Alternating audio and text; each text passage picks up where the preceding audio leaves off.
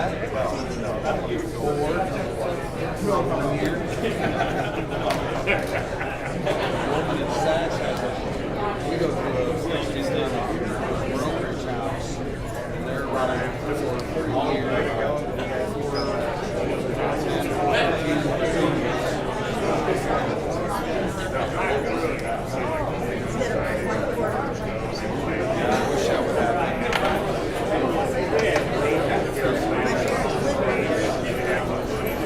They were paying what, 7-8%?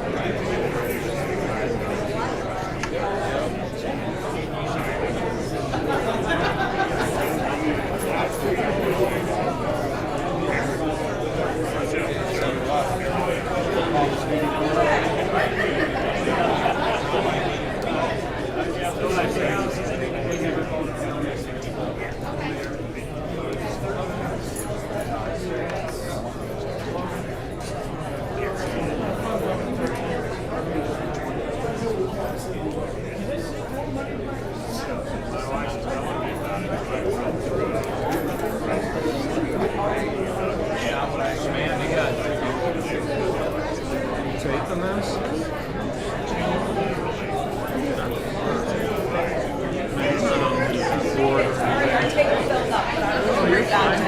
Except with Dave. Well, everybody's I know everybody's That was so cute. All right, if everybody could take a seat or grab a wall, the clock so we get going. All right, everybody, I'm Chris Fisher. I'm with PMI Central Iowa, your property manager. This is Ted. He's also a property manager with my company that's been working with you guys for the last 6 months or so. So I'm just getting this meeting kicked off, and then we'll hand it off to your board. So kind of the order of how things will go is we're going to hand it off to your board. They're going to go through some pre-provided questions that were provided and kind of just a history of events. Then my understanding is we have some city officials here too. So after that, we'd like them to, if they want to take the floor and say anything, they can do it then, and then we'll end it with the homeowner open forum. During that open forum, pronounce your name and where you live. So after that, I'll turn it over to your board. You guys might want to introduce yourselves as well. Good evening, I'm John Cruisenjourna. I live at 1145 89th Street.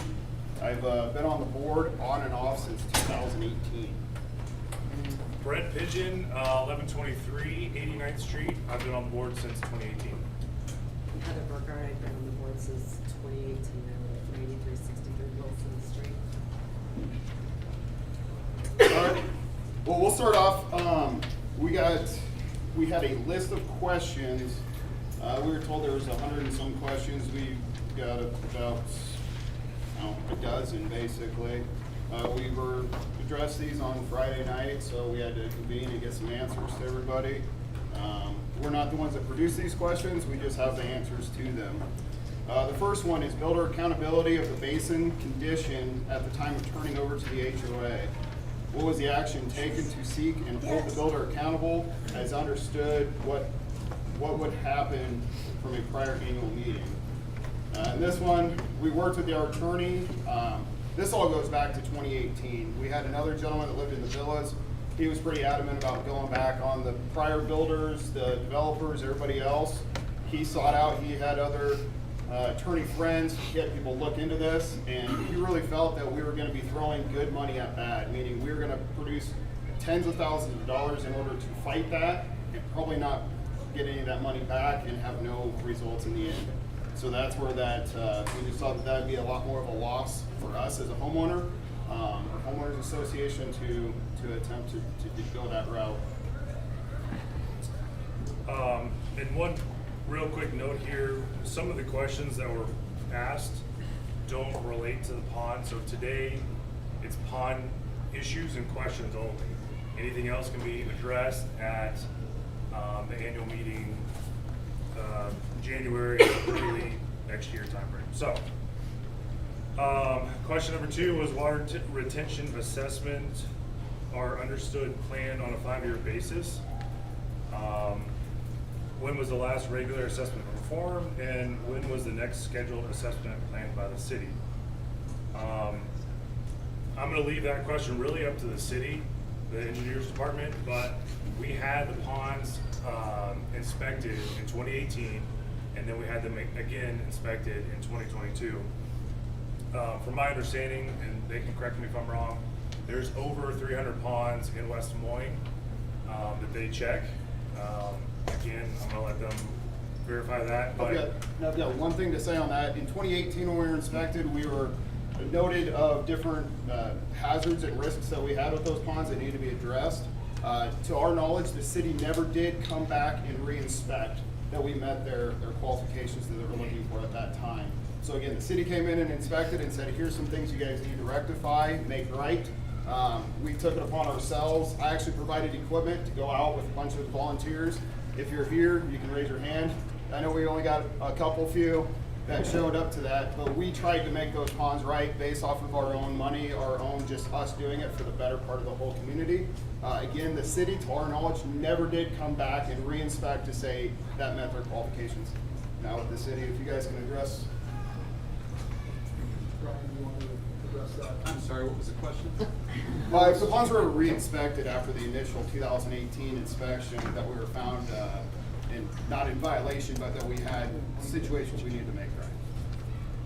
That's still not understanding. Did you guys inspect after that? So you gave us a notice saying we had to rate things? We basically gave you a list of recommendations, and then that's usually how we leave it. We didn't see anything in true violation, so we left it at that, and then there's no violation. there was issues that needed to be addressed. Yeah, the recommendations, I mean, at this point, so 5 years, we're evaluating. Every 5 years, the city comes and evaluates the 650 ponds that are in the entire city of West Des Moines.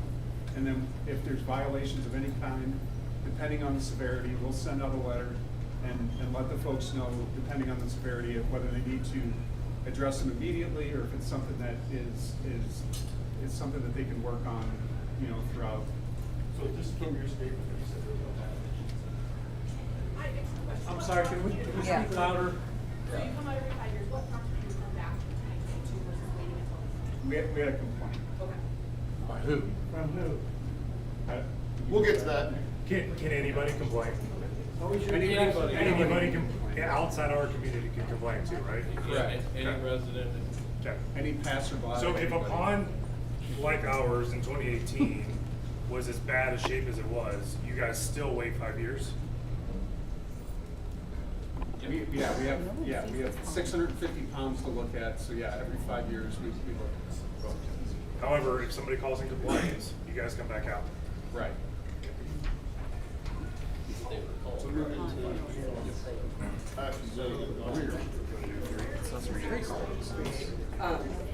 There's a fan running behind me. I have a really hard Let's time. try to we'll get back to the city. They're second on the list. We can ask them questions when they have the information to present. Let's just get it with the owner questions. Let's get through these and move on to the next part. Number 3, what actions? Speak up. Yeah, wait. I can't. I'm sorry. Give it to somebody else. All right. We'll get it. What prompted the early assessment special inspection from the city? We just talked about that. A homeowner called and complained. So it can be anybody. It can be anybody in here. It can be anybody from Nebraska. Anybody can call. Was it a board member? It doesn't matter. Whether it was a board member or not is part of Board members are homeowners too. Okay, well, hey, here guys, I'll let the elephant out of the room. I called it in. I'm a homeowner just like all of you guys, Thank you for right? coming forward on that. What's that? Thank you for coming forward on that. Well, yeah, and I'm Does gonna that admit change to my anything? wrongs or rights. I don't see it being a wrong at all. Does it change anything? But does it change anything? It does? How so? Was that, How does it change something? I said, can he talk? He was talking. Well, how does it change? It's a year earlier than what it would have been. Is he a homeowner? Am I first and foremost a homeowner within our homeowners association? So he has the right to. That call has and physical complain. damage to my property due to the neglect of the homeowners association and I feel the city, right? Is there physical damage to your house? There is actual physical damage to my property. To your house or the property? The house or property doesn't matter, it's my privilege. So yes. I do. Like, Well, what damage? Do you have assessments of what the damage was? No, but I can get those, and if I get those, it's gonna cost me money, so who am I gonna pay it myself? Or am I gonna go after I think somebody? you can get free bids from different locations probably. Okay, well, you're more than welcome to come to my house and give me a bid on it, okay? Well, so here, we're gonna keep going with these questions. We can ask questions afterwards, okay? Thank you. Yep. Please, Questions hold the after. form. So, next one is, can all detailed results and findings of the city engineer be provided on the portal? The answer is, any documentation we have received from the city is on the portal. We cannot upload anything we do not have. Okay. Chris and Ted are the ones that manage that piece. We don't manage that piece. Okay. Based on the inspection of the city engineers in 2022, what was the cause or reason of concern? So everybody in here got the letter, right, that we sent out in April? Got it this weekend. No. Nobody got the letter. You only got a bill. Sounds like a PMI issue. Back in April. We're talking about back in April. No, did not. We sent it out. So everything is in the letter. What letter? You got it now. You want me to finish? You said you got the letter just recently, right? On the 15th of October. Doesn't matter. Did you read it?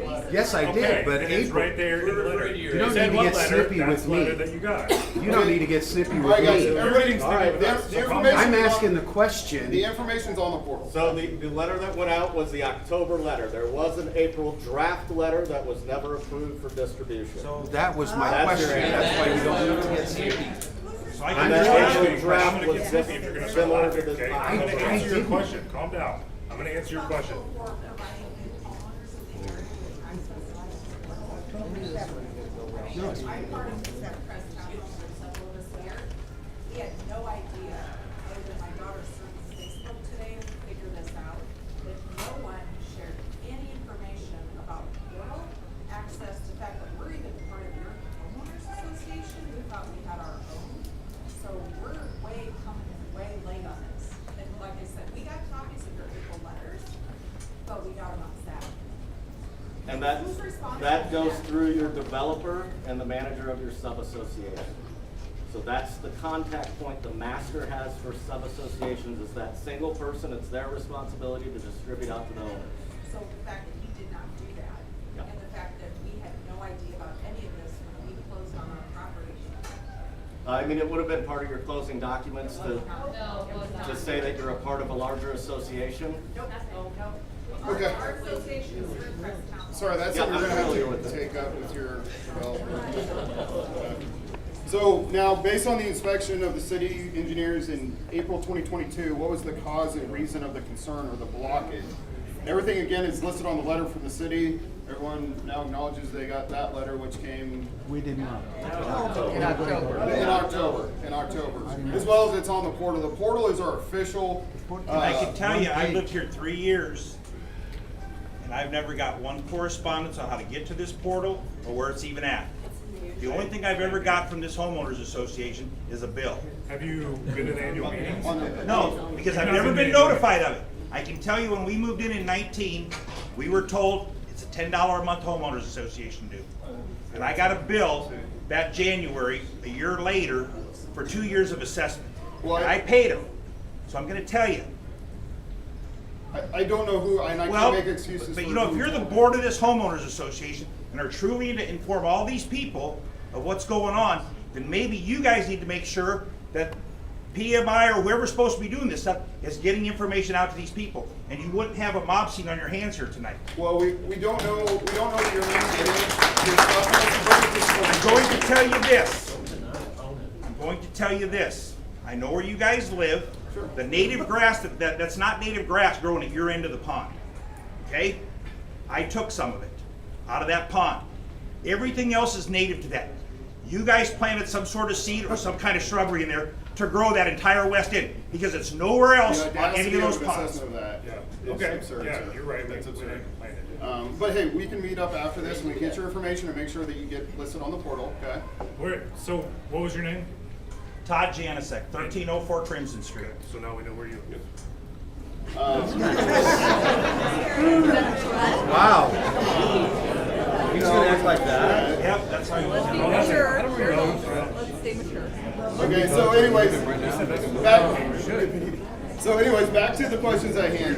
Everything again, it was listed on the letter, and the accumulation of debris obstructing the principal. A lot of the reason is for the beavers that are in the ponds.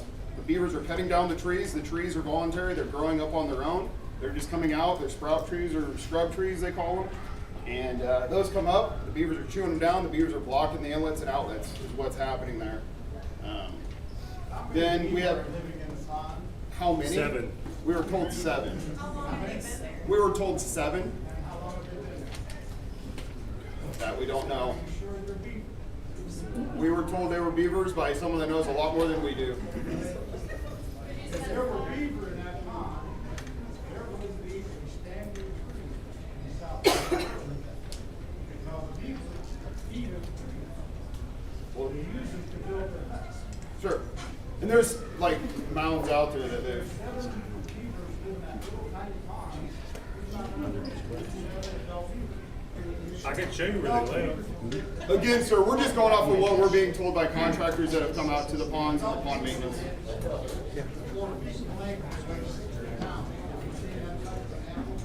I've physically seen 4 of them with my boys. 4 beavers? I physically have seen 4 separate beavers with my children who go to the school. Was anybody notified of traffic of beavers? I don't know, I'm not a beaver inspector. Let's move on. At the end of the Yeah, day, let's- the beavers aren't gonna fix the problem. Just getting rid of the beavers isn't gonna fix it. So, and then, yeah, back to the questions. Is there still beaver concerns present today? Absolutely, yes. What is the plan for beaver remediation? We either got to contact the DNR or get rid of the vegetation in the area for them to habitate in. And then once that's gone, the beavers will naturally go away. Have they flooded the outlet and they ended up in that pond? Yes, they have. Oh, John and I have Yes. spent probably 80 plus hours digging that out ourselves.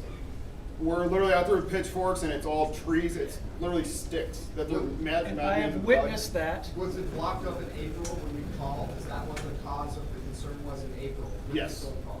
Yes. So did we remove that blockage in April? No, that blockage got removed. Chris, when was that? July?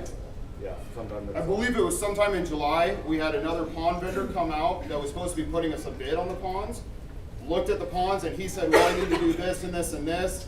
He gave us a small quote, I think maybe $850 or $1,000 to remediate that or dig that area out, because he could see that with Brent and I, with just pitchforks and shovels, we were not able to actually dig down. We had mountains built on either side trying to clear it So out we paid the $1,000 to remove the beaver blockage? at the time, but they literally It's 2 back. weeks later they were back. Perfect. And that's exactly what was happening. Was every single Sunday morning we were going and we were spending between an hour to 2 hours.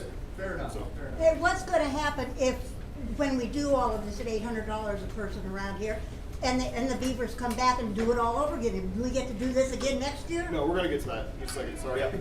Go ahead. So you want to take this next one? Yep. Why was the special meeting held in April after receiving notice from the city to prepare the association of charges, even if the total amount of project was not yet known? Our governing docs, which I'm sure everybody's read here, right?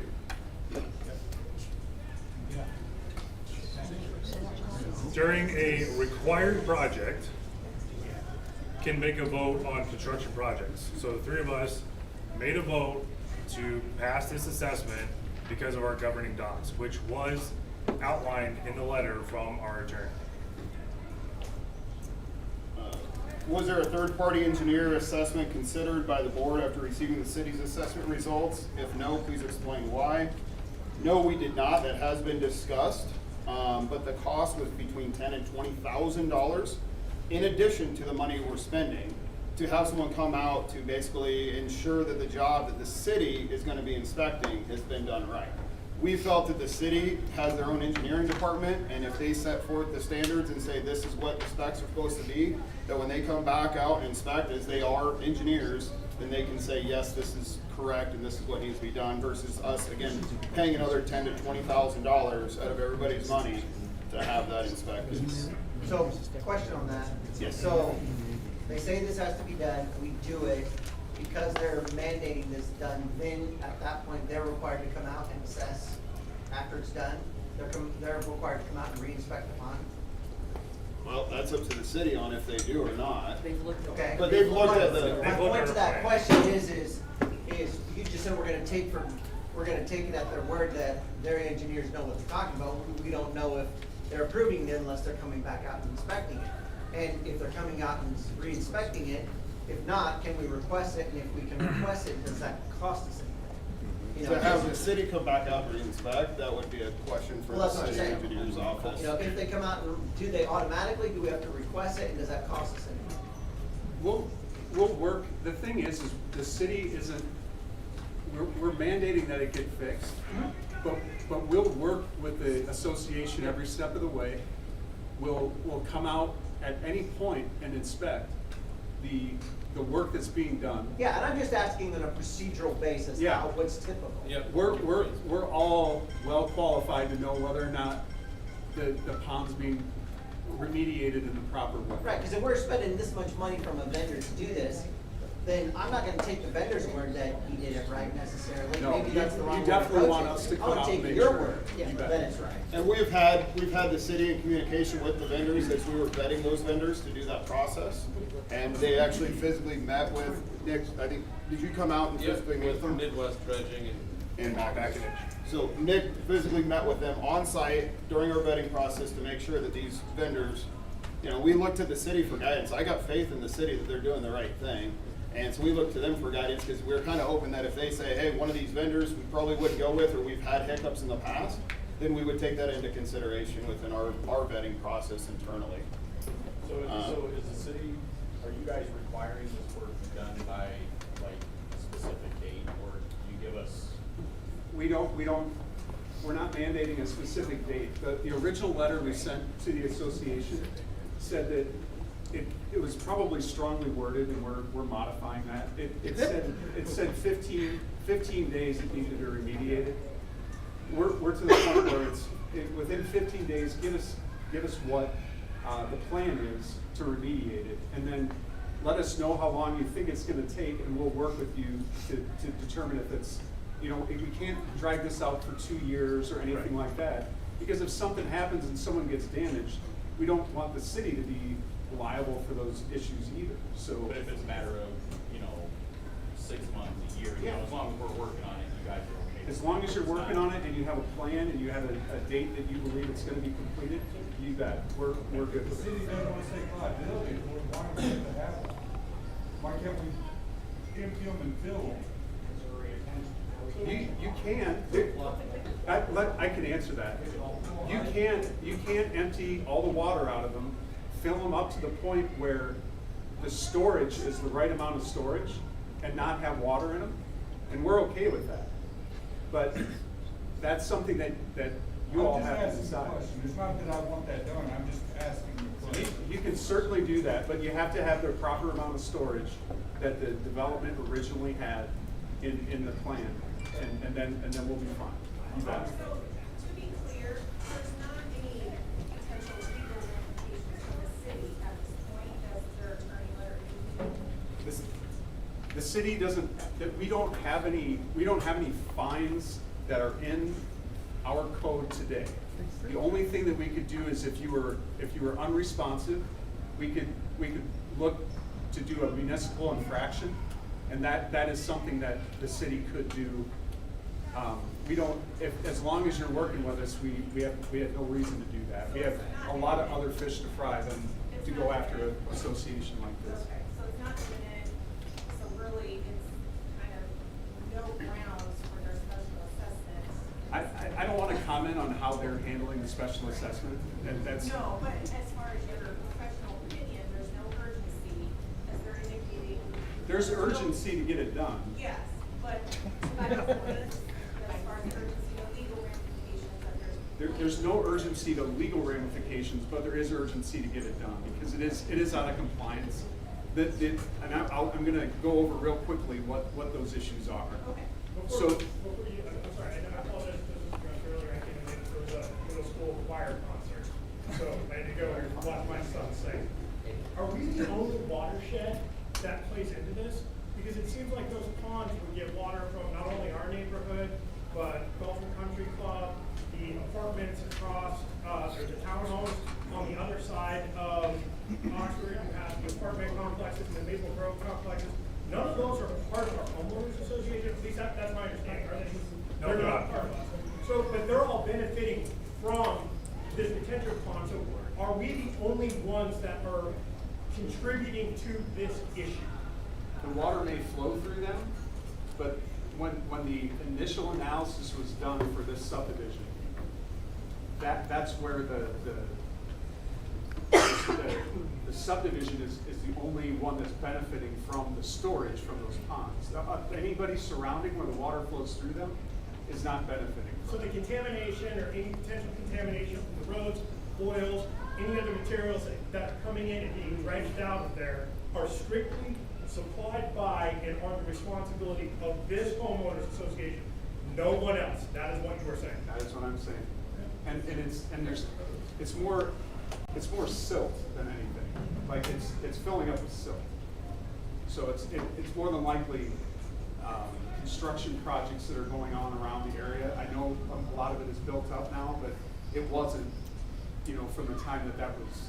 When did it start? 2018. Sorry, I have to have complete sounds. My hearing, I'm getting old, so my hearing is bad. I'm sorry. So the construction, you're talking about construction projects around the bridge on South 88th Street, putting in the lift station at the base of South 88th Street, all of that, none of that would have contributed to. No, that's all flowing south.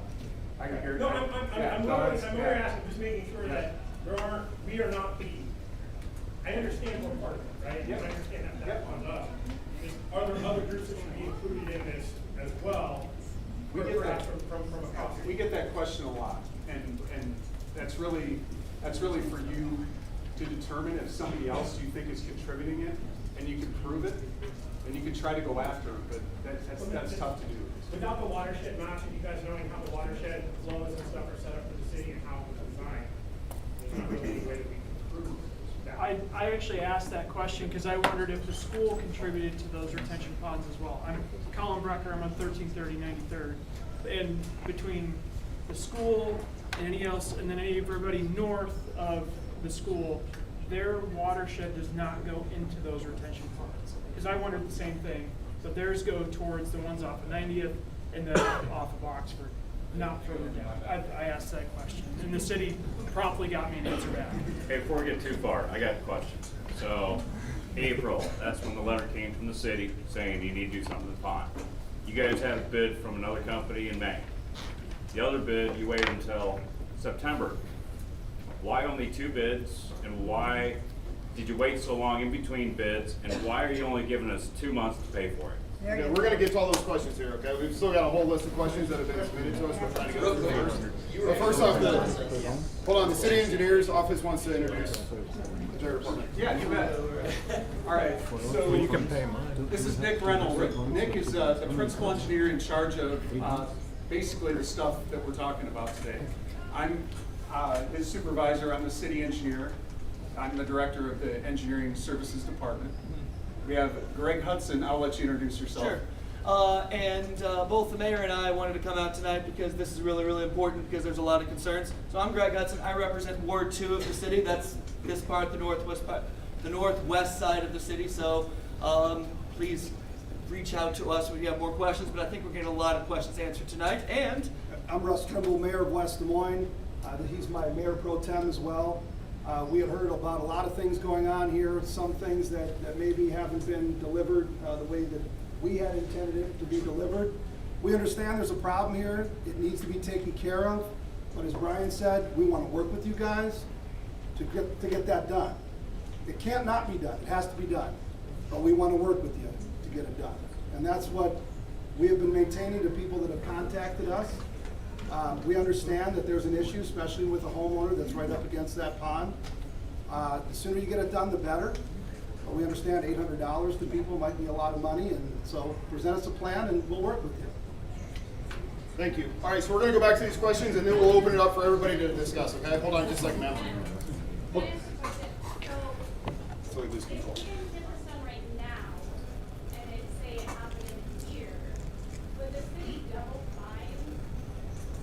There are no fines. They're not gonna fine us, he said. Unless you're completely negligent and do nothing, then we're not gonna do anything, we're not gonna. But understand something else. If there's something that happens, if there's some liability here, if it takes you guys some time to get this done and it floods, that liability is on the homeowners association, not on the city. So it's in your best interest to get this done as soon as you can. But again, we understand that there's some financial constraints and everything else, and we're willing to work with it. We're not a big, bad, evil city that's trying to slap you down with fines and all kinds of different things, but you need to get this done. It's something serious. All right, thank you. We're gonna go back to these questions so we get these done, and then we'll open it up for discussion, okay, guys? So who was assigned, so now this is, question number 4 was pond committee status. Who was assigned on this committee? The pond committee was established during COVID, which was Zach Stubbs, Ryan Moon, and quite honestly, I don't know who the other 3rd or 4th or 5th person was. I was never. Martin Cron was the 3rd. Okay. It was then disbanded because we weren't accomplishing anything during COVID. And then the letter came in, we re-engaged Zach and gave Zach, Ryan, and Martin's contact information. And I just don't think it was ever really formally reformed. Nothing ever took place, so. I don't think it was disbanded before COVID at all. Well, if people don't take the initiative, nothing will happen. So Well, we'll leave it at that. There's no initiative. I would like to taken. address it because I'm on the pond committee. And I've been out in those waters. The ponds are bad. They are. I've been out there multiple times with you guys cleaning them up. But I brought this up in March when you guys said you're gathering bids. And I said, I'm on the pond committee and I haven't been contacted. We never gathered bids in March. But I said, you guys are gathering bids. That's what you guys said in the March meeting. And then when I brought up that concern, how I'm on the pond committee, and I haven't been contacted about those bids, you guys said, we will contact you once we review the bids and we'll get all the ponds together. You received a letter in April, and the first call was never to the pond committee. That's where I'm confused. And during the second bid, you never called the pond committee. The pond committee was formed to provide communication in the liaison to the entire association. And the board specifically put in the notes that we will cover each section of the neighborhood. I'm on Davis Drive. I'm a mile away from those ponds, but I raised my hand and I said I will serve on this pond committee to provide communication so we don't have this again. But the board, again, when I brought it up in March, still did nothing about it. That's where I'm frustrated.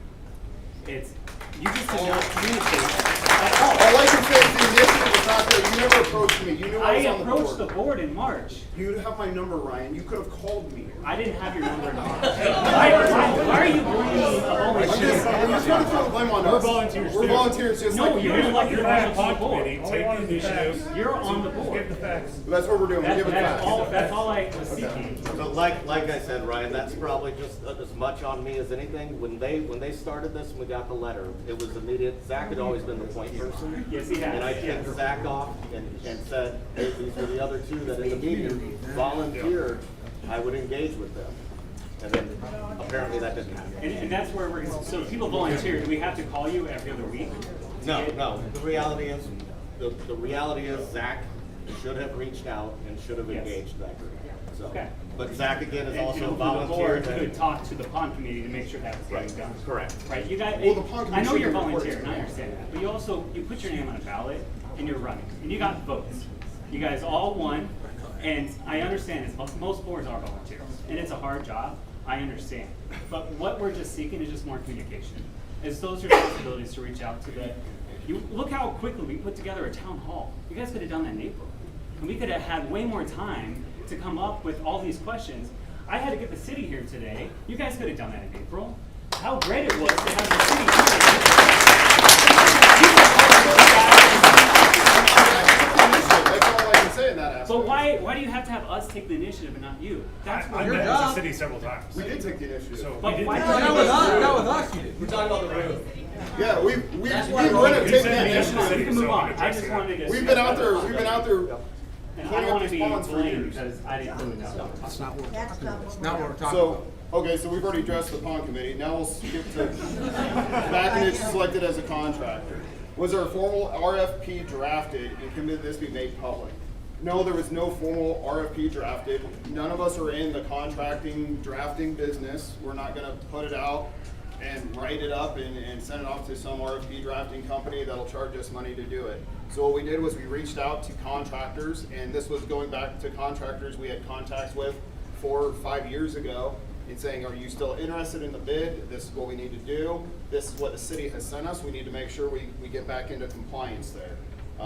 That's where, and then it was literally phone calls and then meeting with them in person. And these meetings weren't 7 o'clock on a Tuesday night. They were meetings at 10 o'clock on a Tuesday morning where we had to take off time of work to go meet with them to discuss.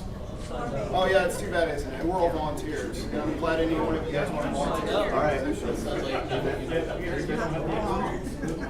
So, how many total requests of contractors to respond for a bid?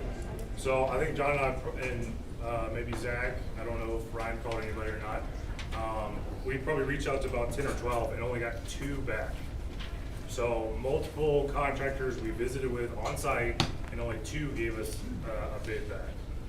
So if there was, if there was no RFP, how did you initiate those contacts with those contractors? We Google searched.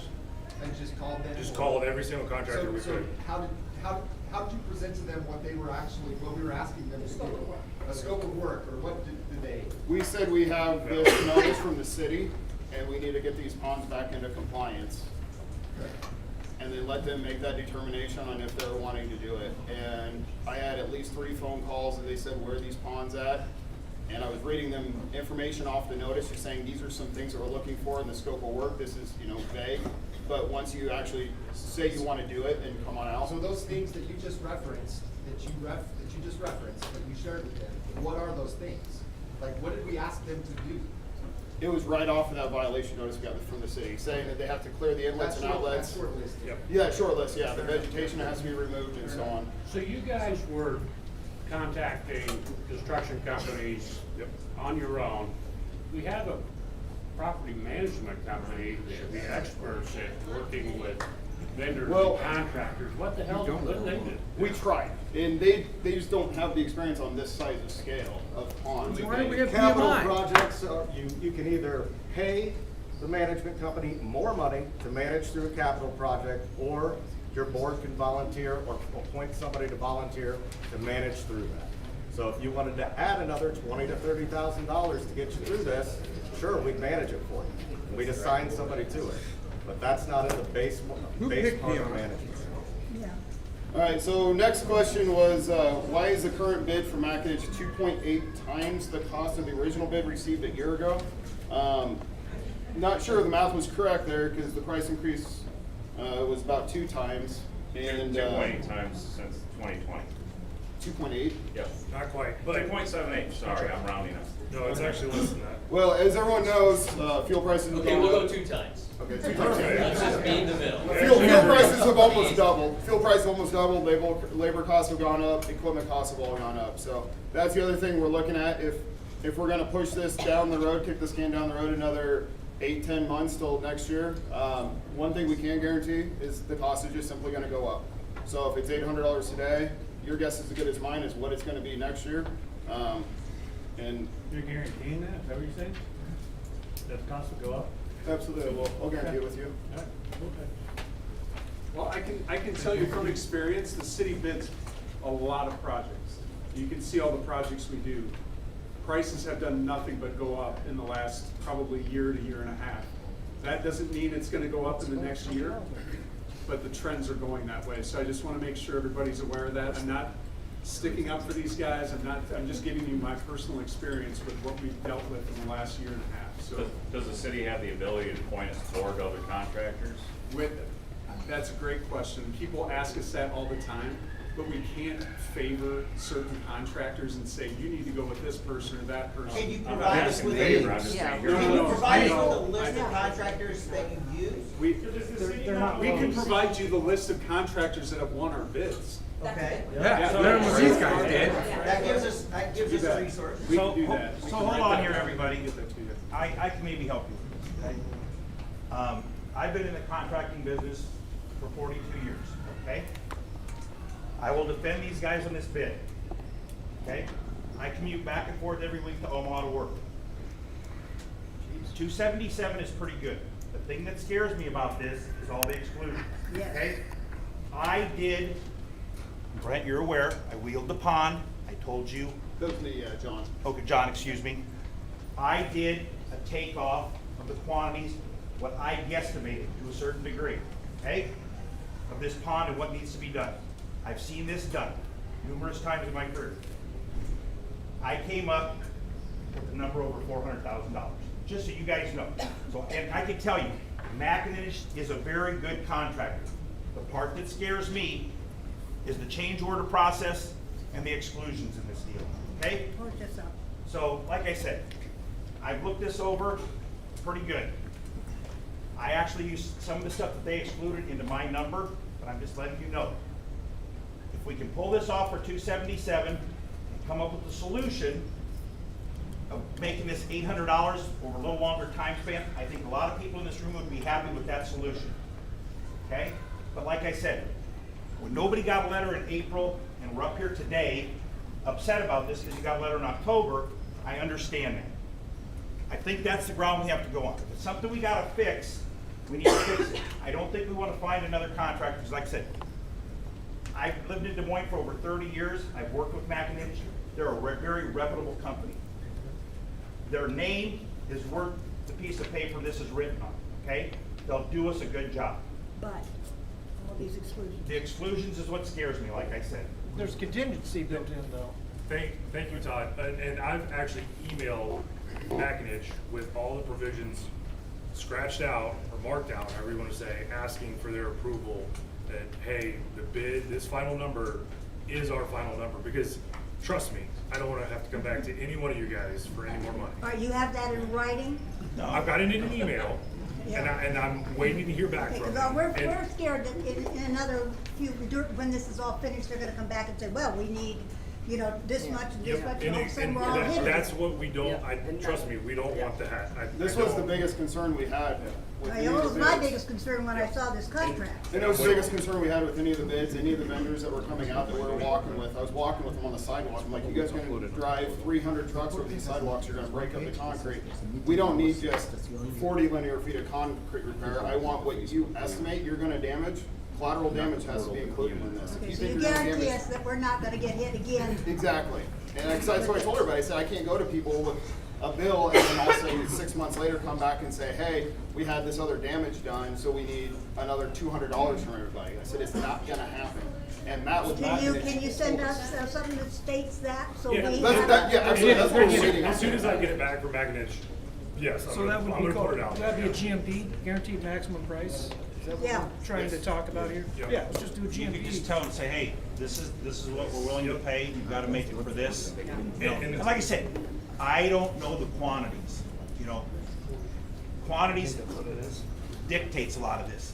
My concern is when this soil's removed, it's gonna have to be tested. What does everybody in this homeowners association put on their yard 4 times a year? Fertilizer.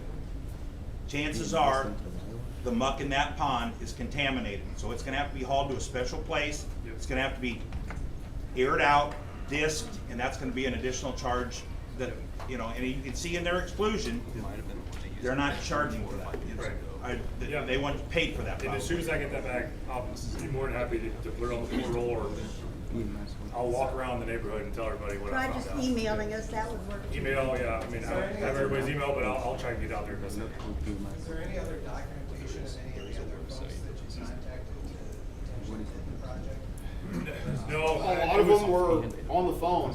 No, we're not interested. So a major concern for a lot of the other contractors was the size of the project and then the close proximity to the homes. So when they're running machines, these machines weigh 80,000 plus pounds, and the soil compaction and vibrations and everything else can damage homes. They can swing around. There's one house on the smaller pond. It might be 25 feet off of that pond. It might be. And so when these machines are swinging around, someone hits a deck, someone hits someone's foundation, a lot of people are just like, we're too busy, not interested. I mean, and we reached out to them, and I'm like, just give us a high bid. If we just need something, I want 10 bids to look at. What parameter or what specifications were given as to when the project needed to be done? Because I'm sure a lot of these companies. That was based off of what they were able to do. So McIntosh, their big thing was they wanted to do it this winter. They do it over the winter, they can de-water the ponds, they can come in and they can break the frost and haul this stuff out. When it's also keep their labor costs down, instead of their guys going on unemployment, they got them out working. The other dredging company, they wanted to do it and it was raining because they weren't gonna, or not raining, but they didn't really care because they needed the water to help filter their whole dredging process. But that bid was $500 and some thousand, and that was gonna be more economical. I'm sorry?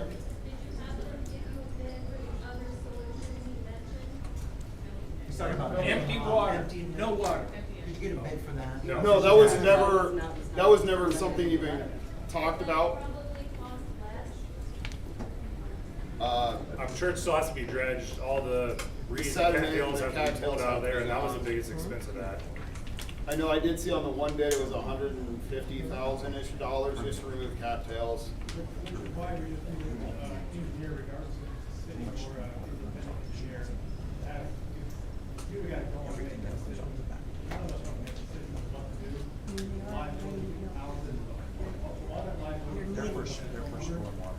So if we get an engineer's report with a solution to say, these are your options to protect everything. I completely understand that. I agree to that. The only problem is we're dealing with not just your money or my money; it's everybody's money, and nobody wants to. Yeah, nobody wants to pay $800, let alone $850. I have been a proponent of a third party because I know the private pond in the city kind of walks a fine line with that. But if everyone, I'm only one person, but if everyone agrees to let the city give us options, which one of the options they gave us, I've never heard of, and then is to fill it, have it dry, I don't know what that is. But that was just her question, guys. Yeah, how is that maintained then? How? So if you We have one on South Maple Grove Villas. We have a dry pond. That's our stormwater drainage. It goes in there, we keep it mowed, we pay for the mowing. Basically for just storm storage. So it would just be grass? Right. So you just mow it, like, so Right. we'll have to just dredge it all out or dig it out, But put in topsoil and grass and There's, I'm gonna caution though, there may be modifications that need to be done to the pond. Without looking at the plans, without looking at it specifically, I can't tell you for sure what that would look like. And for maintenance purposes, you probably wanna put some concrete, flumes in there for like low water flows so that when you're out there mowing, you don't get into a mushy spot and the mowers will end up wanting more money for mowing. And so there's a lot to it. And it's a possibility. The problem is you probably have to hire an engineer to determine how that would all lay out and what that would cost you. You could do that in lieu of cleaning it out. You'd probably have to do a hydrology study. Yeah, that's what I was And then wondering. and then you would probably have to put a bunch of under drainage in to fall into like a collecting service, because basically all that does is collect it. It goes from the higher pond to the lower pond, and then it gets slowly discharged further down the stream. Is what the intent of that is. Are you looking for a job at all? I am. Actually, he is. I actually am. All right, we'll keep you in mind if we have more. I'll give you my card. I have one right here for you. He doesn't want to drive to Omaha anymore. I got James Todd, he gave his address out, you should have it. Brian, I have a question about having an idea about roughly what the cost would have been to do moving to the conference in 2019 with that. I'm sorry, can you say the question? We couldn't Yeah, hear the sure. question before you answer.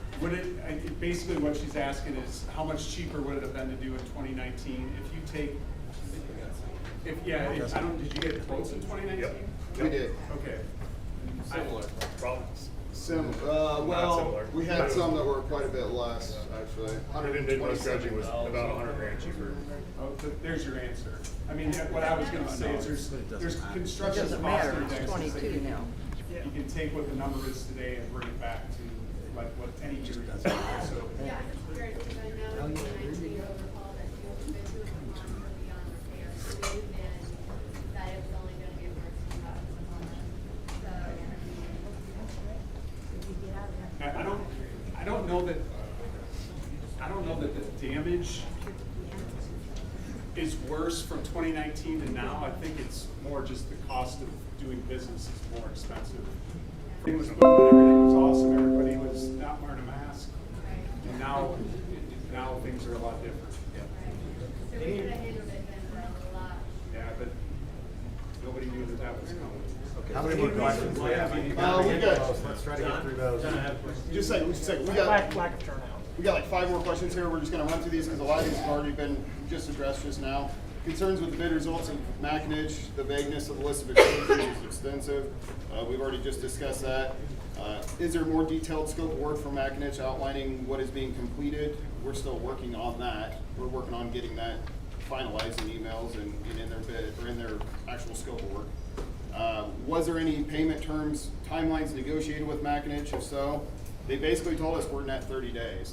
So when they bill us, and they were gonna bill us monthly, so when the first bill came in, say they set equipment in November, December 1, they sent out a bill, it's due December 30th. Or if they started earlier, it was due within 30 days, and once that next 30 days hit, that's when the next bill. They're not gonna give us any kind of, hey, you guys got 60 days same as cash, or, you know, anything like anyone else is doing. They're not a bank. Well, Yeah, wait a they're not a minute, bank. wait a minute, if they're gonna do a 30-day thing, why can't we pay on a 30-day thing? When your bills come in then, you know, so we're not all hit at Christmas at $800.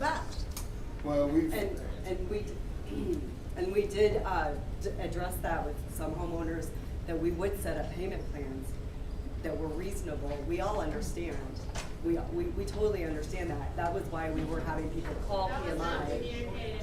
Yeah, nobody. Well, I think we can That's all, why- I think we can all agree that nothing was properly communicated, whether it was amongst us, PMI, these Facebook groups, any of it. So we can all agree that communication is not anyone's strong point Okay, but right it now. still could be done that way, couldn't it? I mean, Yes, it can still be done that way. So and that the if you reason would that give the the time- decision was made is because this Yes. 30-day It's 30 invoicing, days. and we have no idea what the amount of those invoices are gonna be. Yeah. So why, you know, why are we gonna say, everybody paid $200 a month? Well, now we're short. Yeah. And we're at the Okay, end of your, but we're at to the end of your say calendar. everybody's gotta pay $200 by the end of November or you can no longer vote is a crime. Yeah. So, so.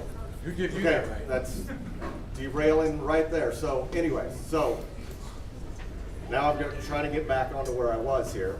So the whole purpose was that every invoice is gonna come in at a different amount. We assess the whole community $200 and the bill comes in over what we collected, then where are we paying it? You're at the end of your calendar year and your community is a community that manages the budget to basically zero every year. You don't have a coffer to go dip into to make up those shortages. So we needed the funds available to be able to pay the invoicing. As funds come in, they will be put into a reserve account specific to this purpose, separated from your operational funds, and only be drawn on when these invoices are received. So my question is, if it's an $800 bill by December 1st and you get your first bill and it's due by December 30th, and you have 20% of the homes in this association have paid, and you're short and don't have enough to pay Macinich, then what happens? Yeah, then Macinich is gonna penalize your community based on the terms of their agreement. So is there not money for the dues we pay every year, and even over $100,000? Is there not any reserve in that to where we could have set it up for, hey, every house pays $150 a month, we cover it, and we make it back? If you would have done it 5 years ago, maybe. But where's the money that we pay now go? It's going to pay for your snow, it's going to pay for your lawn, it's going to pay. West Des Moines does our snow, don't they? No, that's the How long you been here, pond man? is in good shape and Well, they keeping do a that shitty job. maintained. The homeowner association does our snow. That's something we can address at the next annual meeting. All of that information is on the portal too. You can see all the financials right there, where all the money goes. Sorry, I was just being funny. Ma'am? It is mixed. It's mixed between the city and it's mixed between your community as to who's responsible for what. Okay. On the next. Yep. Negotiation. So if you go, Common sidewalks. that's there's it. common sidewalks in your mailbox stations, that's mainly it. Mailbox though. If you're not getting that done, you need to call us. Let's keep this on track. Hey, All right, we'll we talk have a about that couple left. later. Back to the questions here. Which letters? All All right. Were there direct negotiations with the city of West Des Moines between April and September?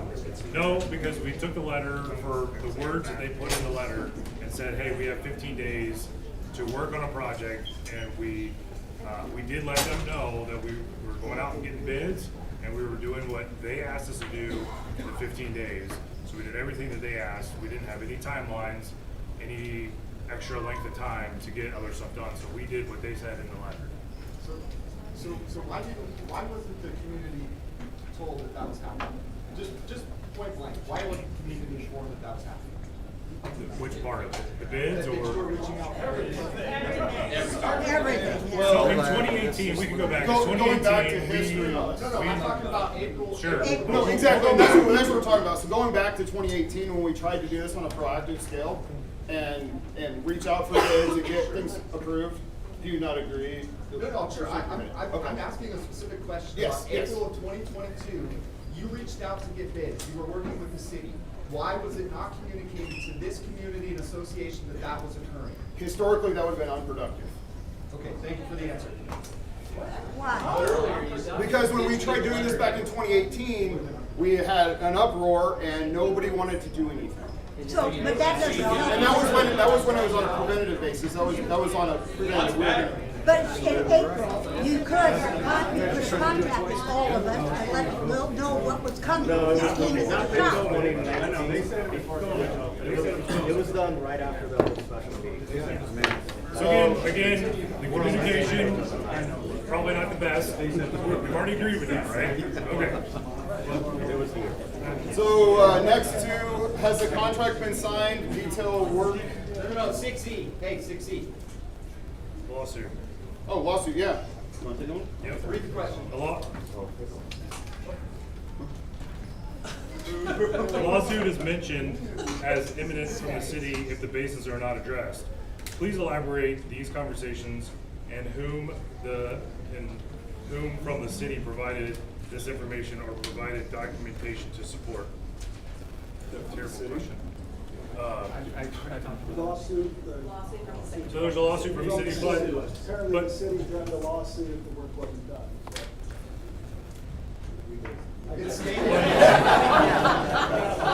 pending, I would say pending lawsuits are between whoever called and the HOA. If there's a pending lawsuit. Who he represents and who paid his bill, by the way. Dan But he Bandy doesn't said- represent the city. Yeah, I think I do that, but he wrote, I think on behalf of the board, that the association board of directors received the city's April 25th, 2022 letter, which made it clear that a lawsuit was imminent if they failed to take action. Is that true that a lawsuit was imminent if they failed to take action on April 25th, 2022? I believe that came through Ryan Moon's emails. No, that's the attorney's opinion.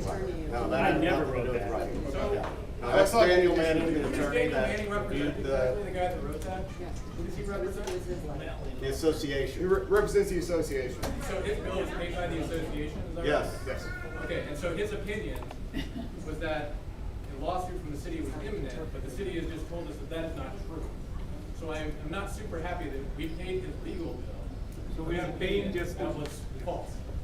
So it's not necessarily false, because the city did say that if there was a problem with these basins that created an issue, there would be a liability lawsuit against the association. Imminent? Imminent? So yeah, you can argue the word eminent, but that doesn't mean it wasn't possible. And they said no, it's true. Did you read the letter from the city? I don't have the letter from the city. Did I have you- the letter from the attorney. Did you read the letter from the city? I That should be did, in and the it city. makes reference to an enforcement action, which as far as I understand is not the same as a lawsuit. It's a municipal infraction. That's really the only power that the city has to, it's basically what it is if your ponds don't match what the site plan that was originally approved shows, we have the ability to file a municipal infraction against the homeowners association to get it done. But we won't do that. I mean, obviously that is our enforcement action, but we're not gonna do it as long as everybody's working together towards a common solution. Right, I appreciate that, You're thank welcome. you. So what I'm understanding here is that our lawyer, that our association is paying for, does not understand the difference between a municipal infraction and a lawsuit. And he gave us advice in this letter.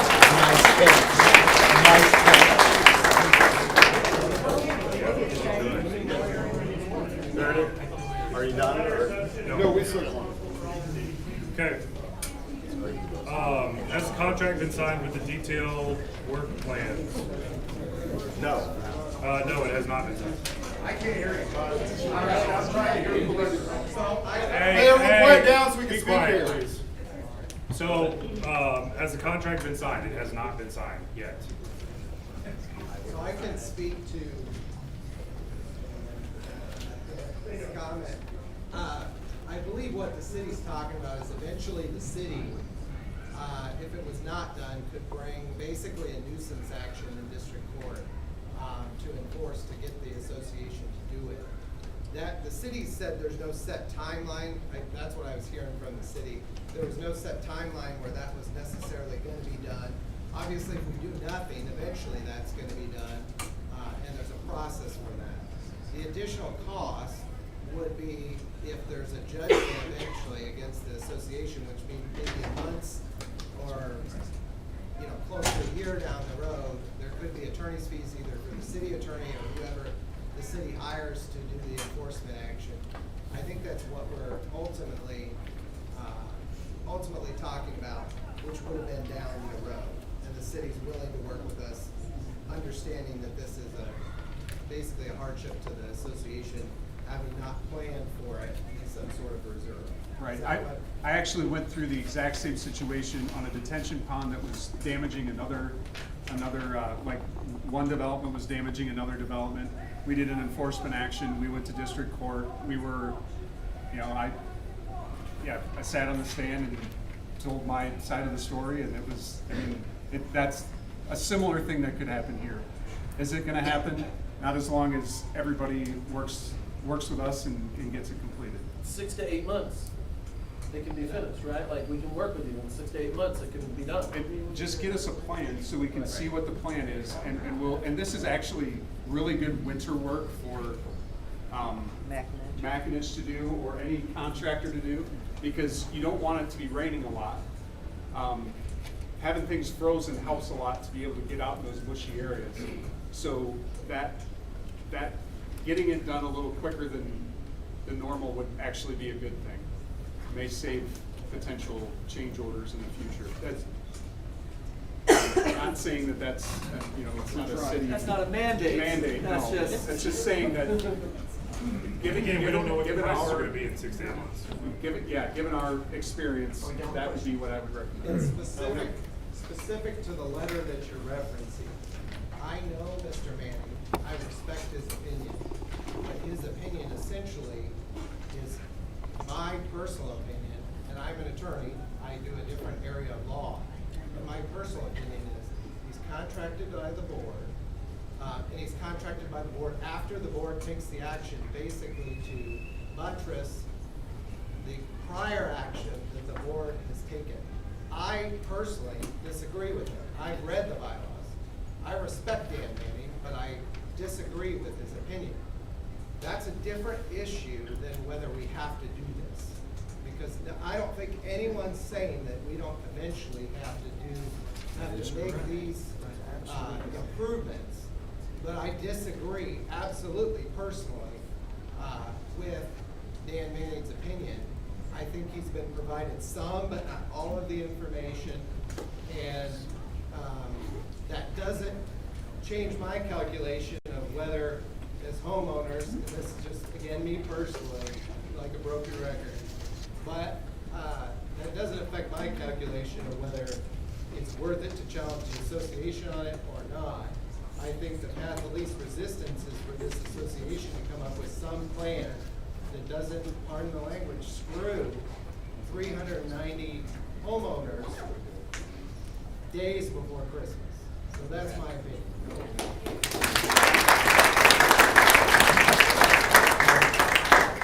All right, thank you.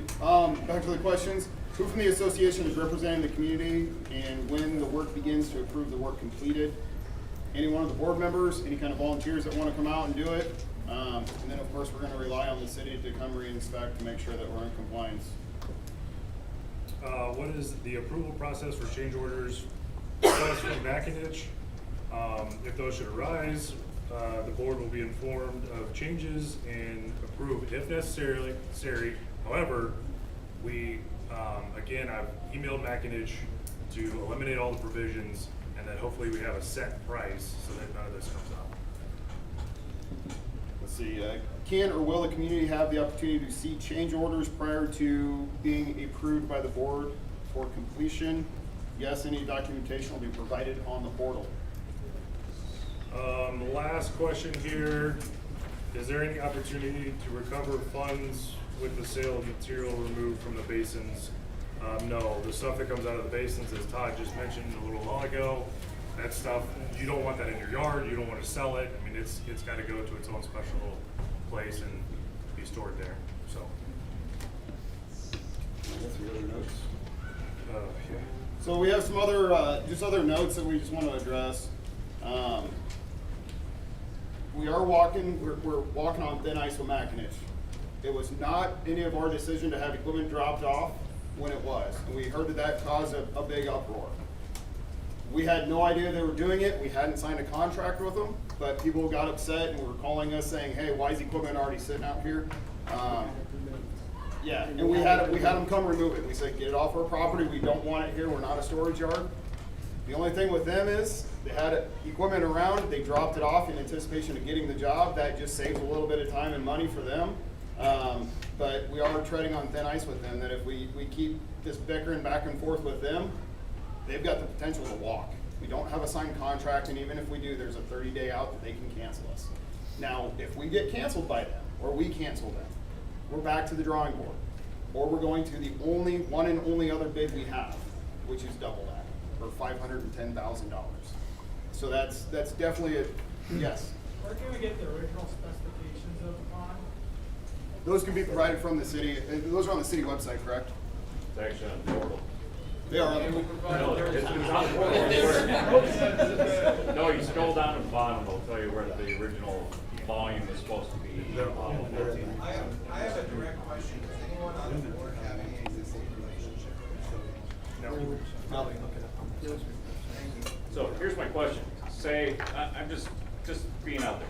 Say it was a $10 million assessment and we had 2 months paid off. How is it, you guys could have done the same thing that you're doing right now? Just said, you know what, you owe a lot of money in 60 days. Nothing to stop you. What's the question? Yeah, I think it's a bit exaggerated. I mean, I don't see what anything could be $10 million. Well, you see my point. Say it was $1 million to do the dredging, and you guys give us 60 days to pay that. Okay, I well, mean, we're dealing with facts at hand, not speculations on anything. Well, my point is, what you could have done it the same way you're doing it now. Just say, hey, you get. So Macinich, as the city just stated, the best time to do it is in the late fall, early winter. Awesome. Yeah. Well, you knew it had to be done, so you should have started the communication earlier and say, hey, we're gonna start assessing you so much. We did in 2018. And as soon as we got that bid from Macinich, we met, I think it was that next day. We got together as a board to look at the bids that we had in front of us and go through them. And we had a letter out within a week or 2 weeks. We can't hand deliver these letters to everybody. Right. So We the have other to go- question is, if it's best done when it's cold out, wintertime, why can't we just delay this till next December? That gives You know everyone, what the that price gives is gonna be everyone. next year. They'll You know what the price is gonna be?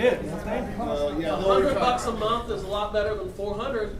He said, I'm sorry, how much?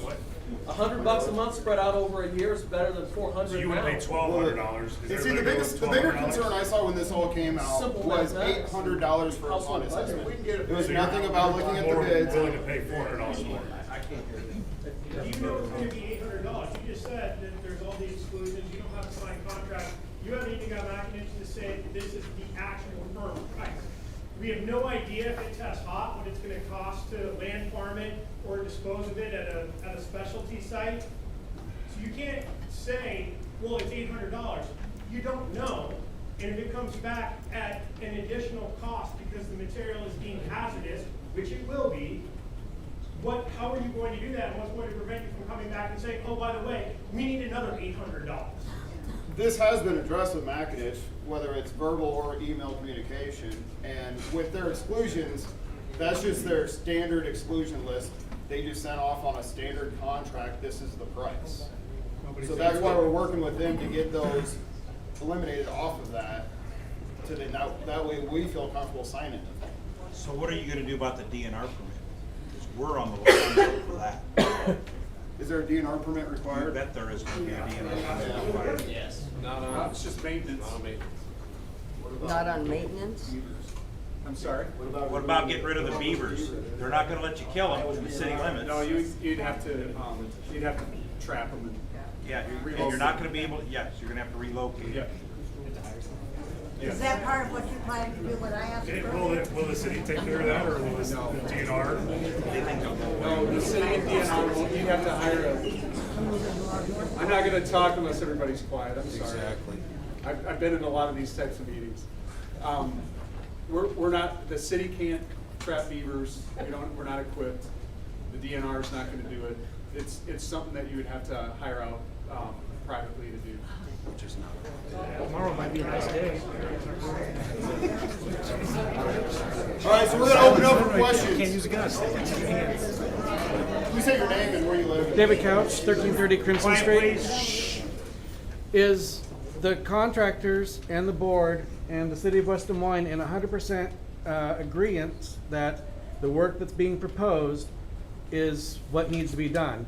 And by that I mean, is this the bare minimum that needs to be done to bring us into compliance? Or is this additional on top of, above minimum? Or is this like a gold plan? As far as the master's plan, it's just simply a list of items, so we can't say it's gonna bring that pond to the original state that was designed by Cooper Crawford back in '05, no. Not by a list of items. So, But it'll suffice to what the city wants done. but that seems to be some confusion So there. basically we're saying, will it simply just pass inspection? What they're having done, will it just pass inspection and nothing more? We don't know until we see it, but what the list that we sent is the list that needs to be done. And it's the minimum. 4 years again? I mean, is there a Yeah. possibility that everything? Right, which brings up So a point to you brought address up. that, good question, to address that, we do have a contract with the pond maintenance company that's been maintaining the pond since 2017? Since 2017 on 97th Street. That pond looks great, it's functioning, it's doing what it's supposed to do, there's a little bit of stuff that needs to be done every year, but we have a contract with the maintenance company that's supposed to be doing that. Now, back to 2018-17 timeframe, that maintenance company looked into these other ponds and said there's nothing we can do. We're literally just dumping chemicals and they're gonna do nothing. And so that's when started it all 4 or 5 years ago. So in theory, we would fix this pond and then hire them to maintain it after the silt is removed. So we That's don't have correct. to we can deal with this on an annual basis of maintenance. We've already as opposed budgeted to- that in. We've got that We've already budgeted budgeted that in. in. That's not gonna change. That's not gonna change. No, We're already budgeted for those two, yeah. Thank you. Yeah. Hey, what's our HOA dues in January gonna be? 350. 350, right? 10 million. They haven't been set yet, but I don't feel that it'll be going anywhere from, Yeah, we don't have any influx of costs. yeah. It's just all up to the vendors on lawn care and snow removal. That's our biggest budget item. Do they have pond maintenance? Yeah. So, I mean, if that is the case. Other questions? Why can't we go after those guys who did the manufacturing? He's asking. That was one of the very first topics that was discussed. Go ahead. So when the 2013-14 basic we put in, I think it was around that time, right? And so 4 years later, we're getting a letter saying it's out of compliance. So what bothers me is that Crawford signed off saying it was good to go. Who also was hired by the developer to design the whole plan. So that to me is conflict of interest.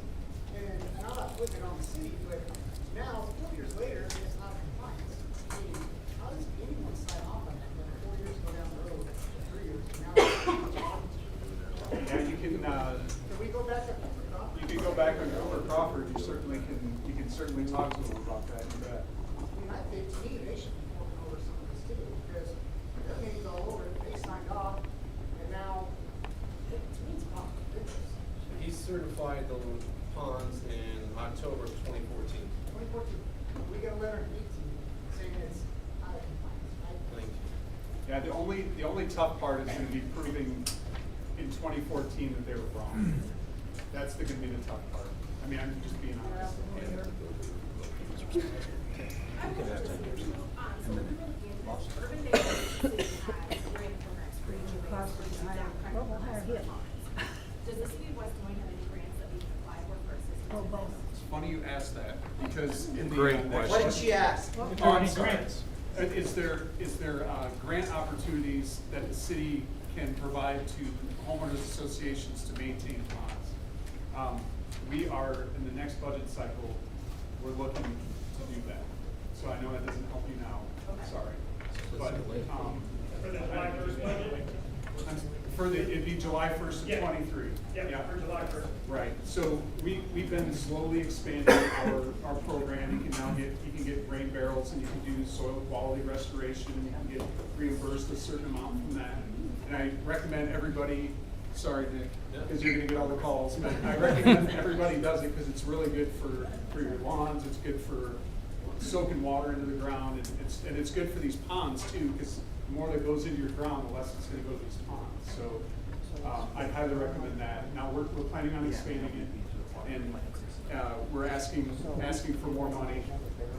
Not this guy, but this guy and 4 others are the ones that vote on that. So, you know, I'm not saying that bombard him with emails. No, you're welcome to contact me anytime you want. So, but they're the ones that are gonna make that decision. We're gonna give a recommendation. So give us some kind of idea of what the recommendation is gonna be. These guys are facing $277,000. Yeah, It is a drop in the bucket compared to, we're talking like a $200,000 total budget that we would divvy out amongst many. So, anything helps, right? You bet. Yeah, question, if I have another bid right now, what's the formal process to get that submitted to your DEP? Just send it to us. Send it to PMI. Do you mind? Should I send it to the city too? As another bid? Make sure it's all covered? No, we're not looking at the bids, that's going on these guys. Guys, in West Des Moines, all the ponds that are secured, what's the percentage of them that are technically out of compliance compared to ones that are, you know, because compliance is kind of loose, right?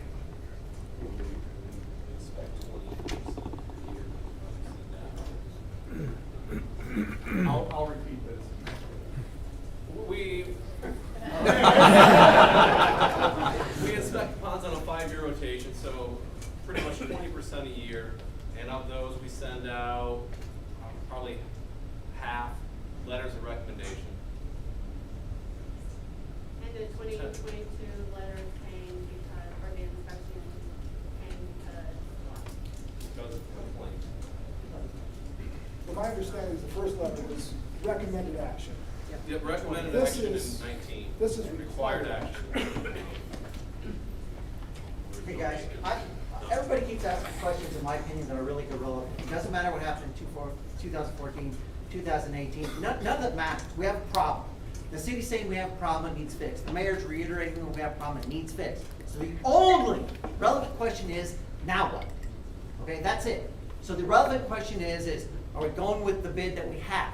If not, how do we stop that? Do we have another meeting that says, we're gonna stop this, and we're gonna get more bids, and we're gonna push this to next winter? As an association, we have to determine that's what we wanna do. Do we wanna roll that dice and see if that money is gonna cost us more next year? I don't know, maybe we do, maybe we don't. But the question is what are we gonna do now? Are we going with this bid? Is it up to you to decide that, or is it up to us to decide that? That's the only relevant question as of right now, what are we going to do? Good point. So what do we wanna do? That's it, what do we wanna do? Do we wanna go with this bid, and if we're going with this bid, then the only relevant question after that is, how's everyone paying? If you're paying on the spot, great, if not, do we need to get a hold of these guys to set up payment plans? That's it, that's where we're at. So we I do have a got- problem. I do got one question on that. You said you want it frozen, right? Why don't we wait until after January 1st to get through the holiday? Again, that's part of the question, what are we doing now? What if it's $1,600 next year? But again, if we're going with mechanic, with the bid, then they're gonna say, this is when we can do this, okay? Well, And there's we're- not gonna be a frozen pond December 1st. Well, we don't know They're that. gonna Well, that's No, but no, but we have to work with the vendor and say, hey, you know, if we sign a contract with the vendor, then the vendor's gonna say, this is when You signed the contract, this is when we're starting. They wanna pump them. They wanna pump the They wanna ponds pump out, them they can't pump from the ice. And then that Yeah. probably comes into one of the provisions Yeah. of It's a having removed the process. ice. Yeah, no, which it would be totally more makes sense, expensive. yeah. Questions, anyone else? I respect on that? I respect what you said, but No vote. why wasn't any action All right, taken now. when they came back in 2020 and given an estimate that is 2 times less than what we have right now? Why didn't we take any action back in 2020? Because there was nothing moving forward from that. That was back in COVID, so nobody, we had 22 people, I think, attend our annual meeting that year. Right, but we could have done a virtual meeting, right? We did. The 2020 Still have- annual meeting was virtual. Did we discuss like we are discussing now? Yeah, 20 people. Why wasn't it like this before? Because nobody showed up. Nobody showed I up. understand that now we are just pounding upon it, but if you would have acted upon then, it would have been easier on all of us. It would have been, and that's what we approached it in 2018. We tried in 2018. We tried in got turned 2018. down. And now that we got a letter from the city in April saying this is required, so per our documents, says that the board can make that decision. We couldn't make that decision in 2020. So you 3 board members stand up there. Have you decided, without a doubt, you're going through with this and we owe all the money by December 1st? Is that a yes or no? Unilateral? Well, that's Wait for mechanics. that's what we've already discussed and sent out, so.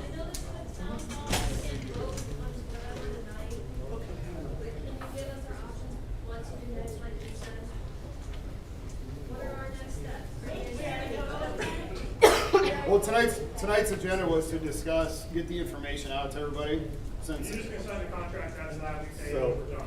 so I did receive a petition yesterday of 75 owners that requested a special meeting. So it's gonna be the week of November 14th. The topic of that meeting was requested to be determining whether or not the community wanted to vote out your board members.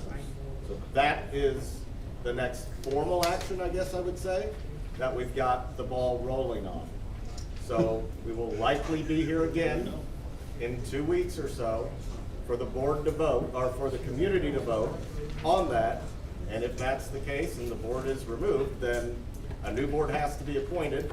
If a new board has to be appointed, if you remove every board member, then we have to have another meeting with the purpose of electing a board, and you're just kicking the can down the road again. If you remove only 1 or 2 board members, then the remaining board member can appoint board members to the. How do we get rid of you? I'm not you personally, but how do we get rid of? I'll quit. Well, which is Fine. fine. How is Hey, that, man, how is this anything month brought has in? been No, the no, worst no. month of I'm my sure, yeah, career. no. So if you wanna get rid of me, I'll leave today. No, just the whole thing. Just PMI, not you, but No. how do we get rid of, how is PMI even brought in on all this? He is. That's my company. Oh, okay. We're the management. Can we just, I know you talked about a payment plan. I think everybody's pissed off about $800 by December 1, and we get a bill on the 15th of October that says, you can make payments, but it's gotta be paid by December 1. That gives you 45 days to pay $800. Is there a way we can set up $200 by December 1, $200 by January 1, pay our association dues in January, February 1, 200, March 200, we're good. I think everybody's just pissed off about the $800 up front and getting a letter on October 15th and they have 45 days to pay it. We all have different expenses. We all have things going on in our life. We all don't want to be sitting in this damn room. We don't, but we want to get it solved. And if we can get it solved by paying it over a little bit of time, can we do that? And make everybody happy by saying, okay, $200 is a hell of a lot easier than $800. The 2 things that we fall under then is the invoices that we get from the vendor. Yep. On when those are due. So if we don't have the money. Oh, I saying that the 2 things that are going against us there is we gotta worry about the invoices we get from the vendor and when those are due. So again, like you mentioned before, if we don't have the money, we go into default with it. Now what happens? What happens then? The association disbands? I don't don't think that that could be a possibility. Yeah, you still have the obligation of the company Yeah, to we sign still- contract. You guys- Yeah, absolutely. We're going, yeah, that But could if- be something for the annual meeting on. But if we're December 1 and February 1, that gives you half the money. And they're not gonna come up with half the bill of $130,000. What is Mackinage's timeline to do this work? Good question. What are they giving you for a scope? 6 to 8 weeks. And Then guys, never mind. we're all okay with payment plans. Don't Yeah. think that like we're If like. people are having right? financial hardships, get a hold of Yeah. PMI and you We're can okay have with that that. meeting. We've had this discussion with a couple other homeowners and we're all humans, we're all there. The other things we gotta look at is our annual dues are coming out as well. And we discussed that in depth that night. We're sitting there grinding to the table like, how in the hell are we gonna send these people an $800 bill and then all of a sudden hit them another 60 days with another $350? It's gonna happen, and that's where we can't have overlapping bills. I had asked the question ahead of time about a short-term bond issue like they do for schools and stuff like that, so we would have more time to pay it. I mean, I can pay my bill, but I know there's people that cannot. Why can't we have some sort of short-term financing vehicle for the association for people to pay over time? Chris. We can do lending options, but then There was, there's interest on it. we did speak with, yeah, one of our homeowners is a banker, and we did discuss options with them. We'd have to take out a loan against the management or the homeowners association, and then we, of course, got interest on that. So then it comes down to who pays the interest. If you paid today, then you're like, well, why do I wanna pay the, who knows, 8% interest? But it's an option for the homeowner to decide. On the options, we should have a few making the decisions for everyone. That's right. That's what a homeowners association is, and that's what bylaws outline. That's why I need to. Here, Ben, you had a question back there? Point out that we have a proposal from Mackinac, we don't have I haven't seen a contract. If we're worried about getting change orders and stuff, we just have to simply, it won't be cheaper, we can do a GMP with guaranteed maximum price contract. And we can work out a contract rather than a proposal from them. Then that contract will say, hey, this work is done in this window, then the window that we vote on, whichever that window is. That way, Mackinac really, they're a big company, they're probably a good company, but they have less ability to pay for us because of our lack of proof of funds, which I can't believe they didn't request proof of funds. She's ready to go. Don't forget to give him your card. Couple questions. So I reached out to, I'll just say Vanderpool, and I've been talking to the guy about giving me a bid, and he's been great. The only thing he's trying to figure out is where to take the silt. So he said that it would be a lot cheaper than 270 is what he was guessing initially. So I'm still waiting to hear back. What if we get a lower bid before you sign the paperwork? And we're all for that. I mean, if somebody else has a bid, I know somebody else mentioned a bid over there. What's the time frame we need to get We'll that? match them up and see, make sure that, because sometimes contractors will subcontract other pieces of it and they leave that portion out. So, yeah, send them over, and I'm all for, if there's a cheaper bid, trust me, I don't want to spend $800 either, okay? And We just want have to to make sure it's apples to apples before we, because again, we don't want to say, hell yeah, we went with a cheaper bid, and then next thing you know, we're like, guess what, they jacked it up because they forgot to do something, and now we're back at it, so. And I have a second part, real quick. And this is hypothetical, so if we decided to dissolve the HOA, would the city of West Des Moines be willing to? You can't dissolve the HOA. Okay. Just asking, because. Yeah, it's like, it's state mandate, because you have to have an HOA to manage the ponds. So could we have a pond committee? And no HOA? We had just HOA. There's still snow removal, Is the HOA. mowing. Take care of your own. Snow removal, we've got 26 acres. Jason. We need somebody. All right, guys. Pay the bill. Right here, sir. Okay, so Jeff Morrison, I'm at 132891st. I've had a lot of conversations with a lot of different people in this room, and I think getting back to that gentleman's point, what do we do right now, right? That's where we're at. We're faced with a very large bill. This is adult money. This isn't a couple $1,000 bucks. There's a lot of smart people in this room that I think could provide a lot of input into how this plans out. I think that that's been, John, I know that was a conversation I had with you directly on the telephone, because I spoke to you about that. what are the options for us to engage some of these very smart people to provide input to you, so that we can proceed and have a plan and set this association up for success next year? Because that's one of my biggest struggles, right? We're gonna vote for new board members in January. You guys are gonna be, presumably, maybe you don't wanna be on the board anymore. You've said that, right? You're gone. Change orders coming in, special assessments rolling out, new board members are left holding that bag. I want to ensure that this association is set up for success going into 2023. With that said, what are the options to get some of these smart people involved and engaged with you so that we can look at additional bids, right? Todd had some good inputs. Obviously, he knows what he's talking about. He's done it for 42 years. Much smarter than me. Much smarter than probably a lot of guys in here when it comes to ponds. So what do we do there, right? How do we get these people involved to have that conversation? And I want to take a second and address Facebook. That's precisely the intent of the Facebook group, right? It's a private group. What I will tell you is the Facebook group is private. Your involvement is voluntary, right? Number one.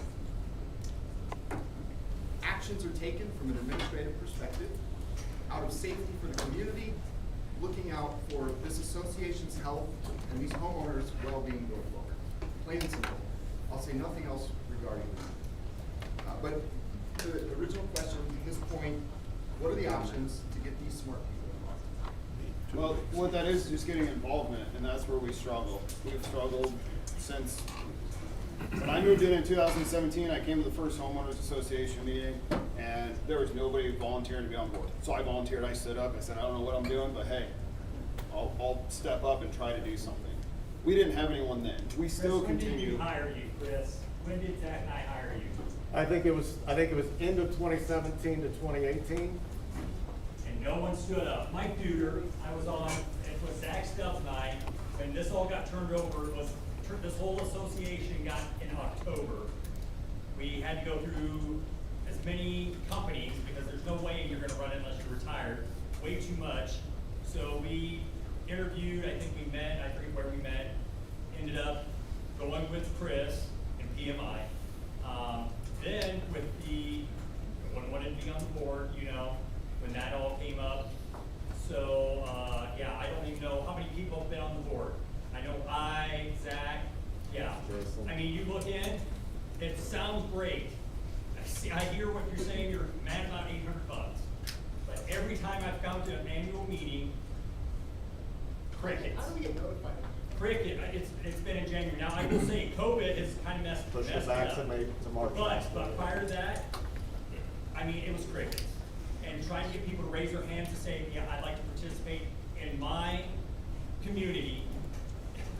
I mean, I was the first one. I didn't think anyone was going to say anything. And then, Zach. And then, we added, I think we had 4. And we had Steve and Judy last year too. Yeah. How do we get notified of the meeting? By mail. By mail. US mail. Just for 1 second. Thank you to the city officials for being here, first of all. I really Yep. appreciate that.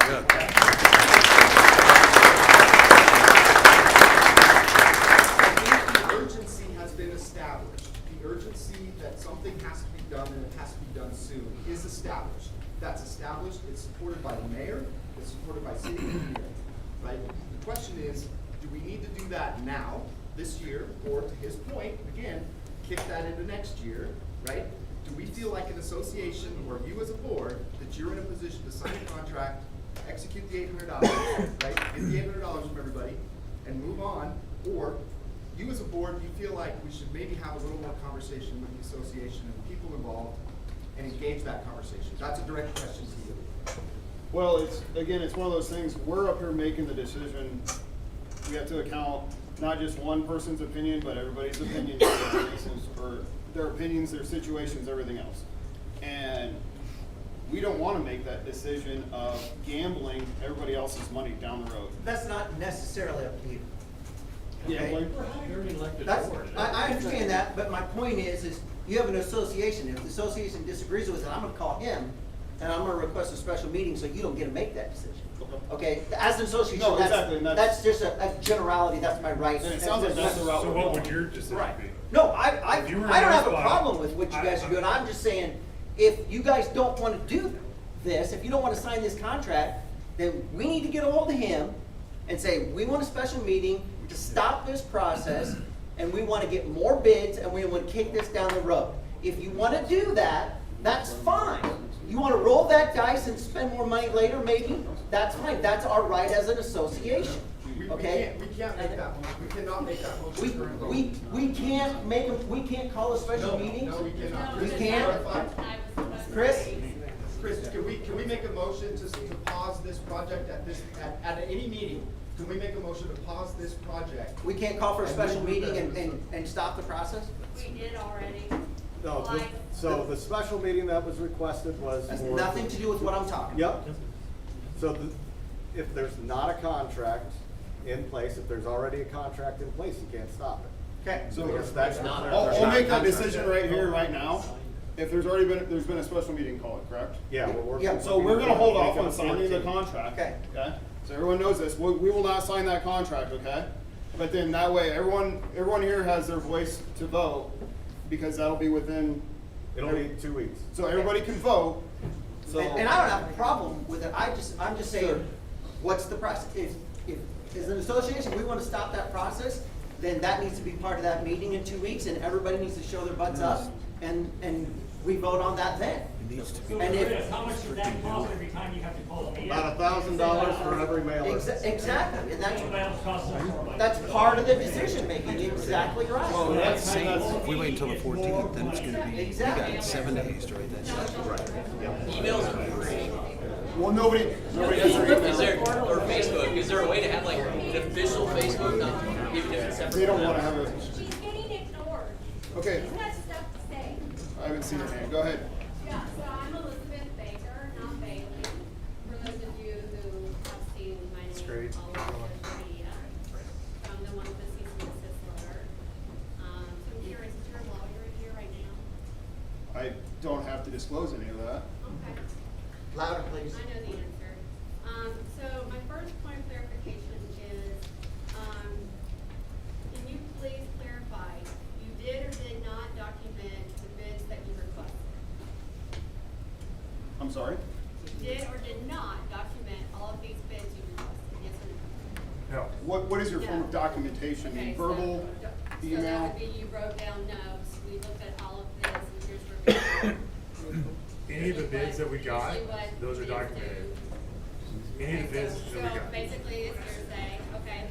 So then, can we go back to the question originally about why the special meeting was called? Or the special assessment was called, especially when our bylaws or, our governing documents, it says that you have to get a vote to have a special assessment of the plan. And, This was addressed with the lawyer that's in the room. He had addressed that we had. Sorry.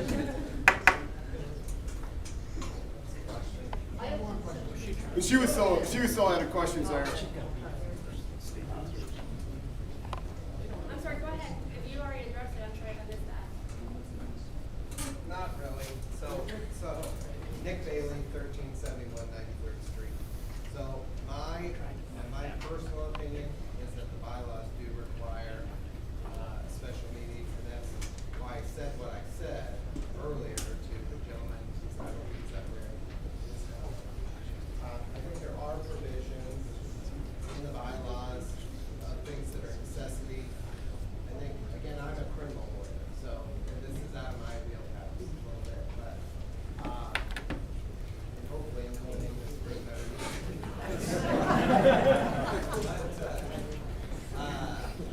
In any event,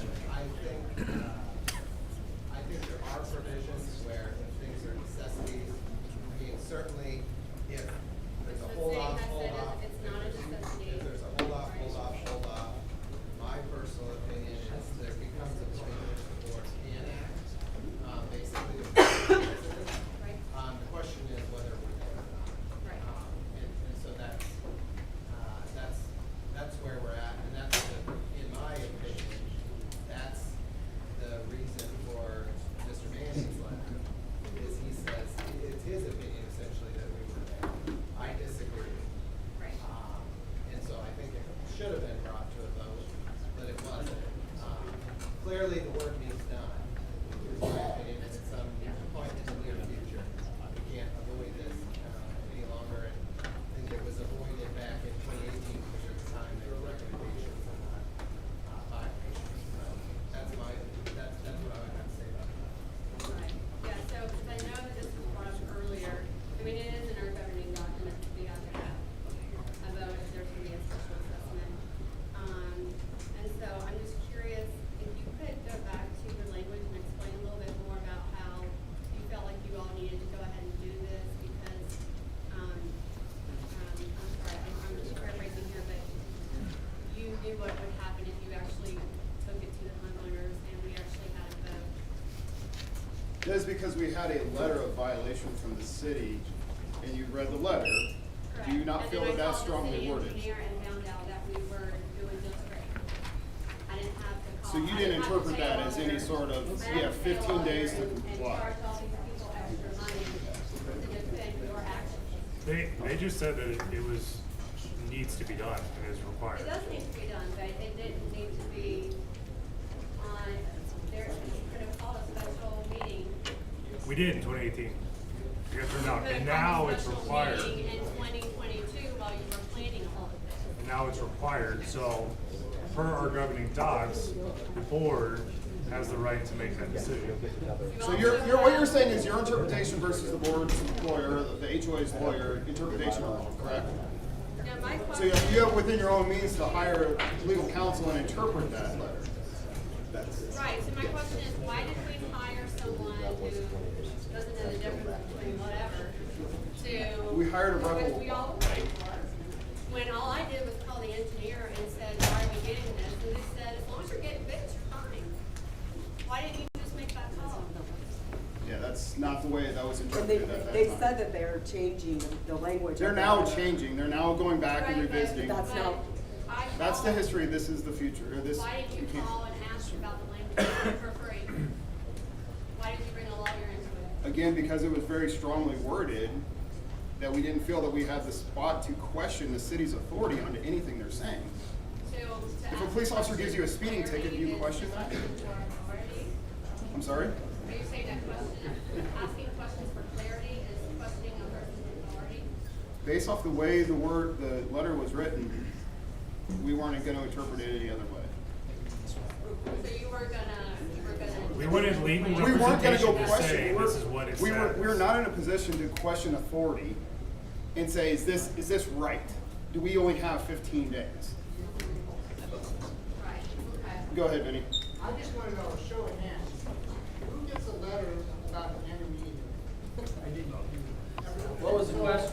I've never seen it. The only letter I've ever seen is that you want to have something fun, is being reviews. I have no idea when the meetings are going like. When you say it on the portal changed twice. And there are a lot of new people who have been, since 2018, I can't imagine the turnover of people that moved in, especially ours. So how do these residents? If it was sale by owner, it should have been that previous owner. If your realtor should give that paperwork, that's probably where it's the disconnect. If you're buying your house, because I've been here since, well, they built over on 9644.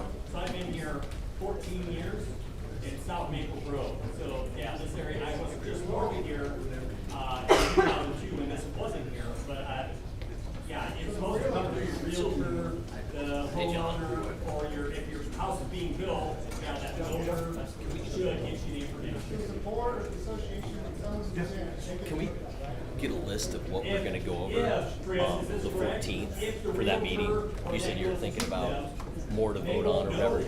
They don't know. Do you know where we're at on that? Because that kind of got So lost. the process of a sale. So, if you could go over that quick, I think you're everyone's getting a kinda mortgage, Then your rolled lender deep, so. usually requires a certificate of assessments, and they have to get those executed through the association that says you're current on your dues. That comes to our office.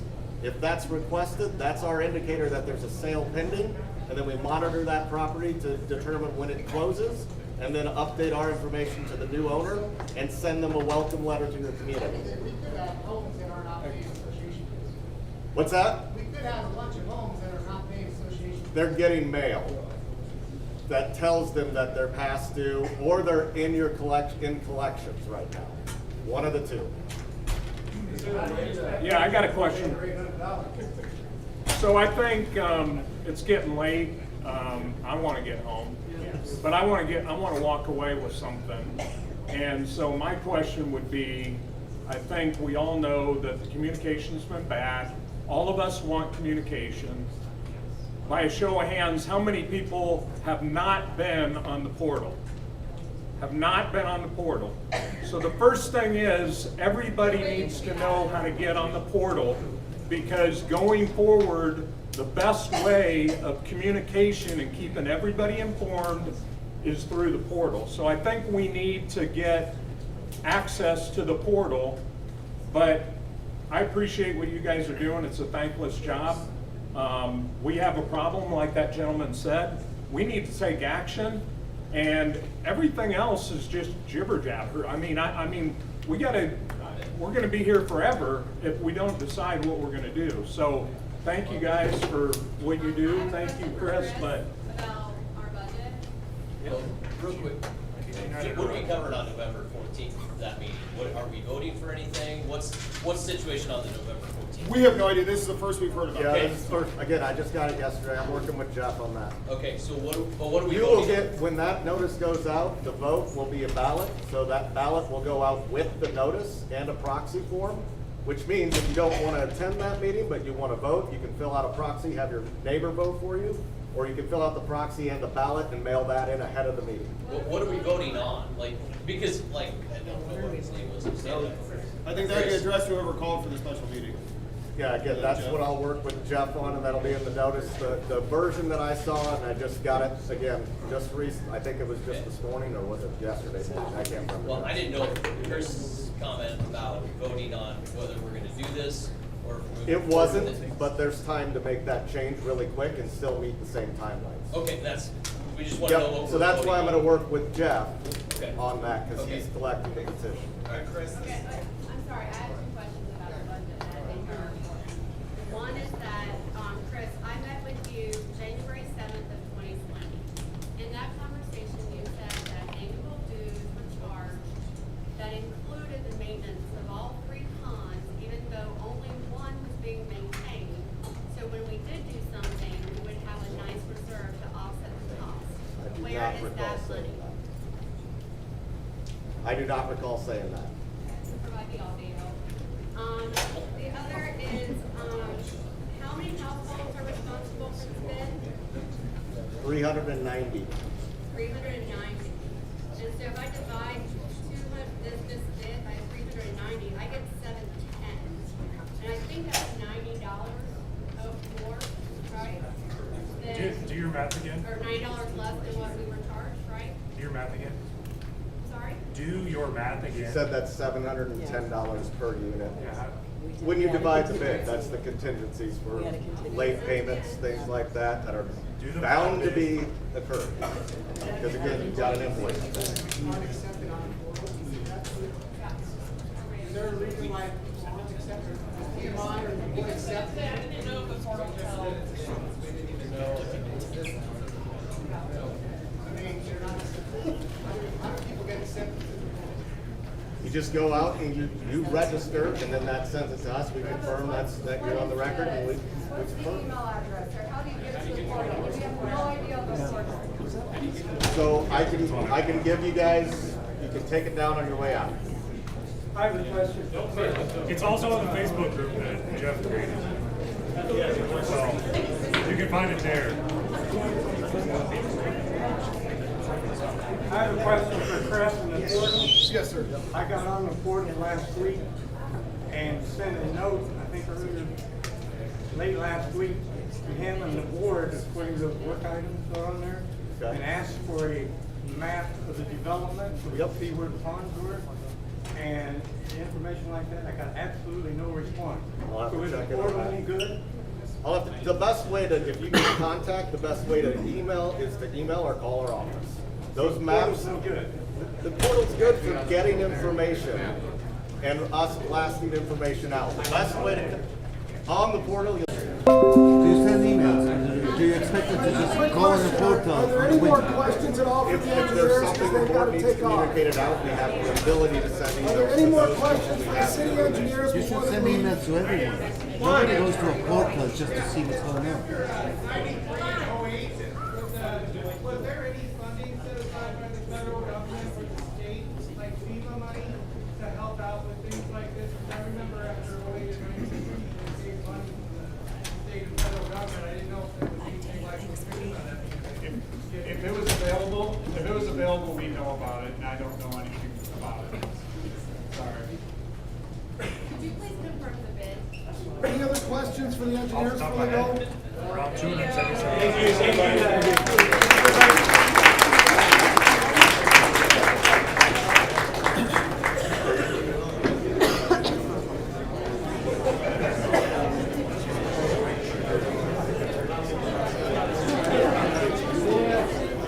Thank you.